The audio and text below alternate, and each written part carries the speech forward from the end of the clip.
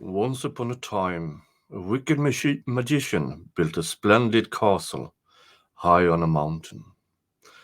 Between the cliffs in front of the castle, he conjured up a wonderful garden where, where magnificent flowers glowed, delicious fruit ripened, and the sweetest grapes grew.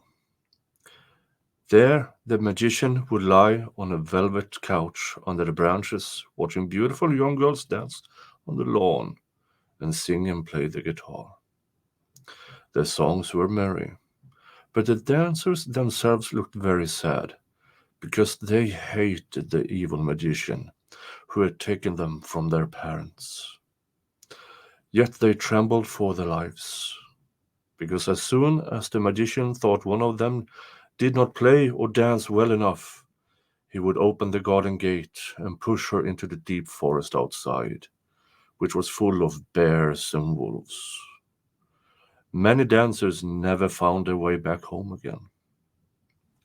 Whenever the magician had discarded a girl, he would put on the fine velvet robes of a distinguished gentleman, dab his lips with honey to make words come out sweetly, and drip magic dew in his eyes to make them look gentle and sparkling. Then he would don his black flying cape, which he could change into enormous wings, and fly out to find another victim. If he saw a girl who pleased him, he would spread his cape at her feet, just as a noble knight would honor a pretty maiden. And if the girl stepped willingly on it, he would quickly wrap her up in a corner of the cape and fly away with her.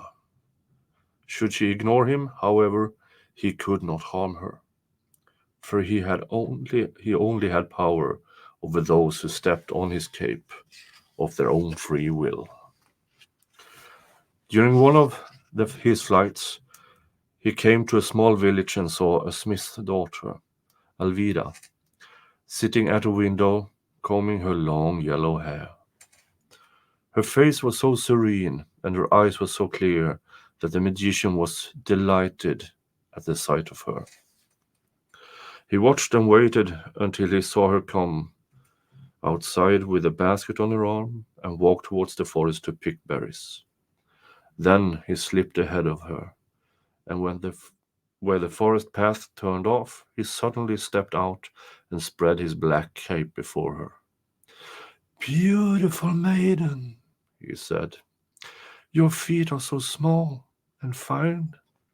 They ought not be touched to the ground. Step on my cape." At first, Alvida was frightened, but then she laughed. "I am no beautiful maiden, and really you ought to take better care of your handsome cape.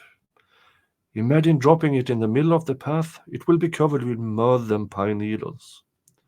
She picked up the cape, carefully shook it out, and returned it to the magician. "Now, that's better. Don't do it again, though, for it will be a great pity to ruin such a fine cape." She scolded him with a finger, nodded, and skipped into the forest. But the magician so wanted to take her back to his castle that he followed stealthily, wondering how to catch her. Then he saw a herd of goats grazing in a dell, and among them an enormous ram with curved horns.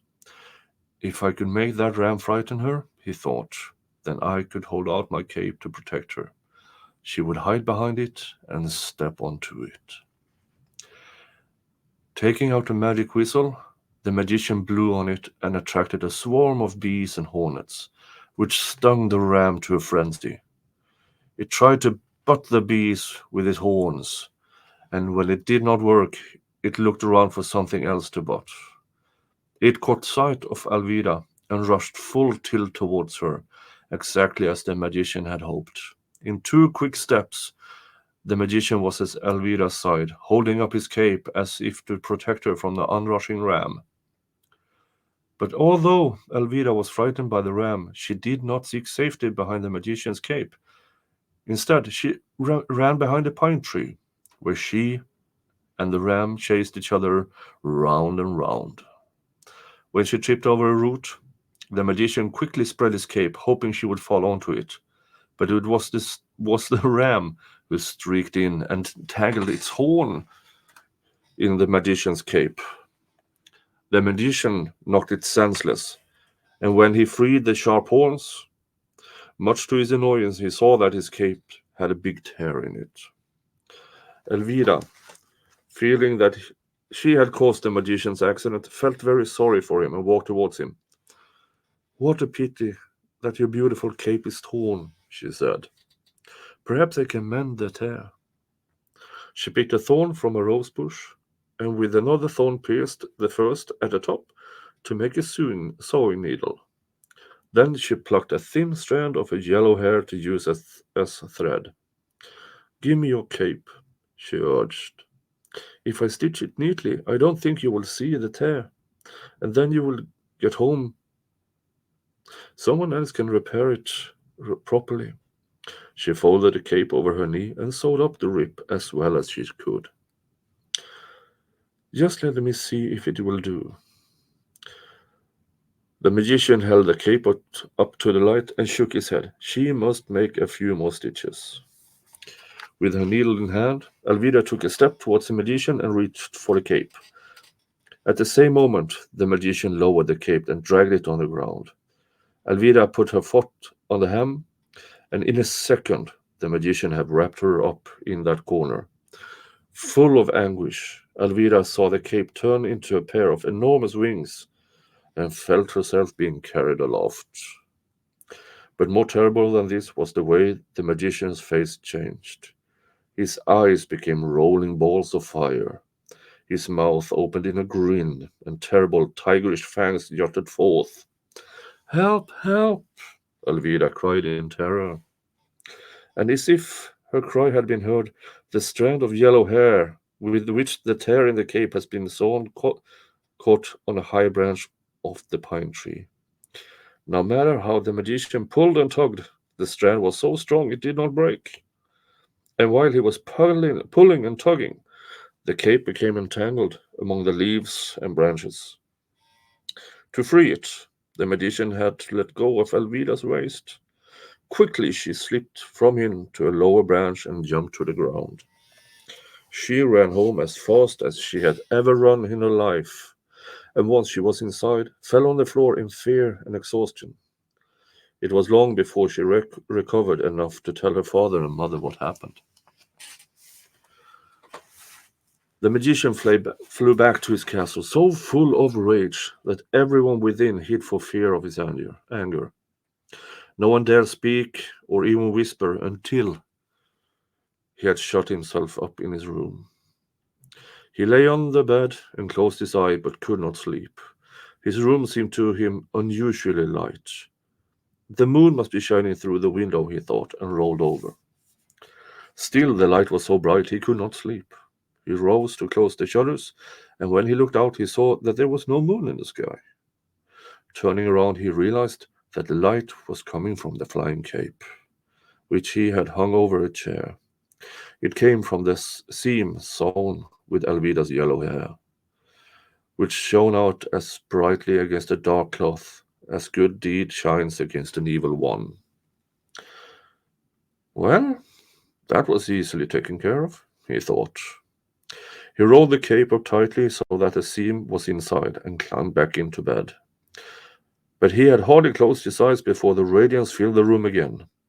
The golden seam was shining right through all the folds of the cape. Angrily, the magician rushed forward with a knife and cut the seam from the cape, leaving a large hole, and then he threw the golden threads out of the window.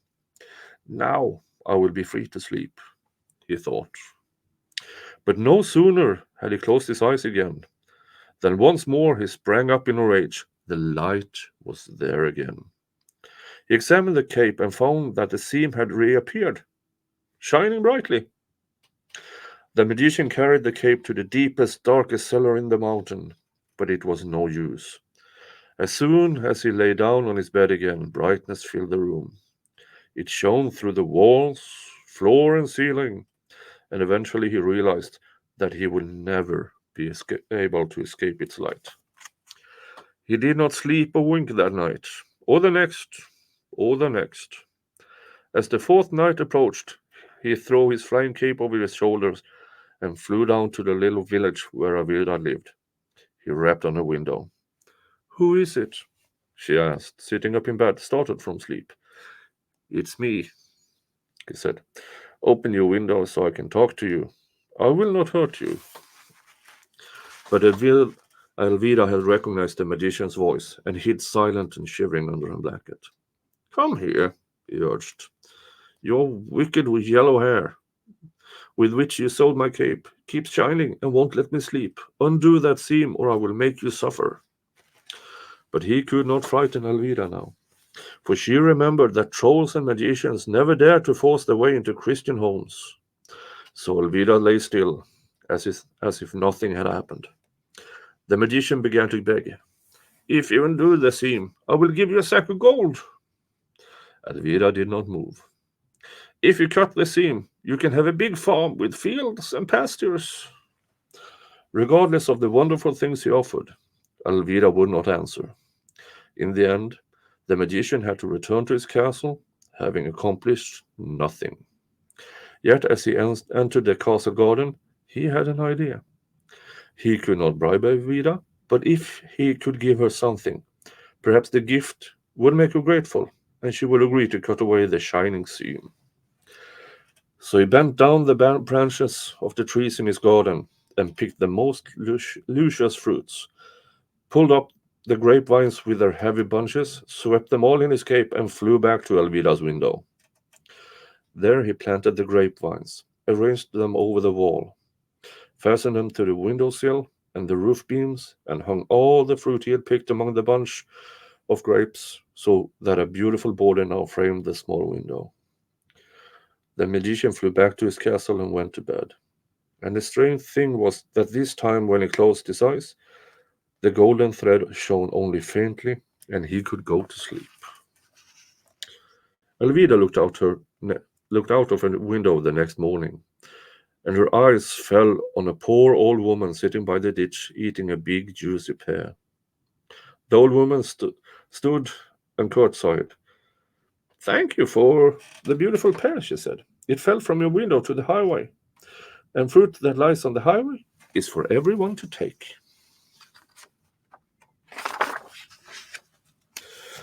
When Alvida saw how handsomely her window had been decorated, she realized that the magician was trying to persuade her to rip out the shining thread.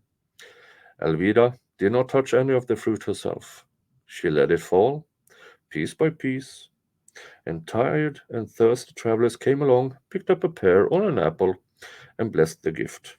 Every evening the vines were bare, but by morning they were full of the most delicious fruit once again. One night the magician knocked at Elvida's window again. "Listen, my girl," he said. "I have given you all the treasures of my garden, because it dims the radiance of your foolish seam.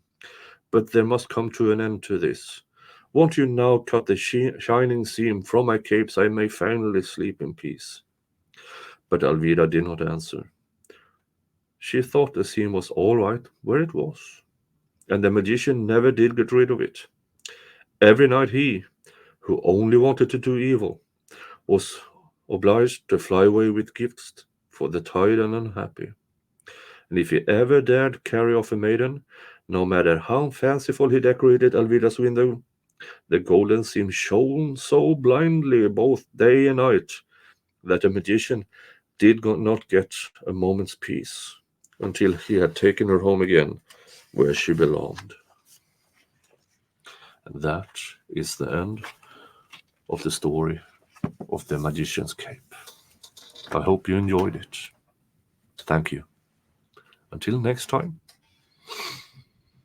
have a good day. Bye bye.